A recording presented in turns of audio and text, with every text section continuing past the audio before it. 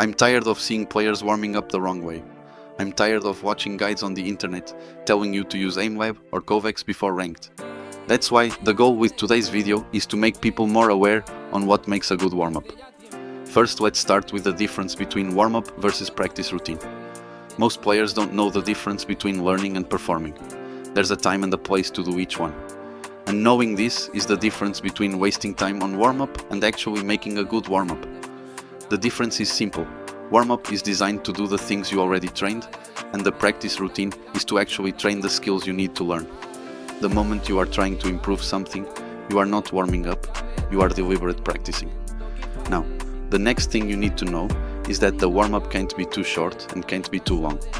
The rule is, it needs to warm up you up totally, and it can't be long enough to make you lose focus. And there's not a time that fits all players. Optimal warm-up duration is context dependent, depends on the sport, depends on the person, and on environment conditions. It can go from 10 minutes to 30 minutes, and you will not know your time just from thinking about it. You need to actually put the hours in warming up, day by day, so you can figure out what works for you. Now, the next tip is about stopping to aim train as you warm up. And for you to understand this, you need to know the difference between open skills and closed skills.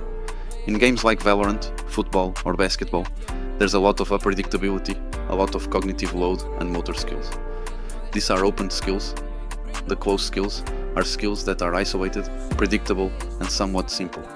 There's actually a study proving this. This study proved that warming up in the traditional way of drilling isolated moves is way less effective than having a more cognitively dense warm-up.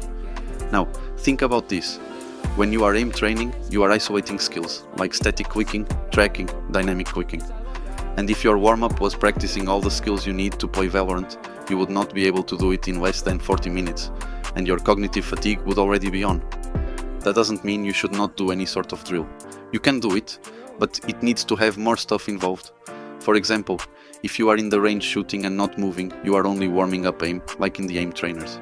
But if you add your own movement, or add bot strafes, now you have a way more open skill warm-up exercise. That's why the number one tool for warming up will always be Deathmatch, because you can simulate in-game situations way better than most tools. If you want to learn more, community in bio.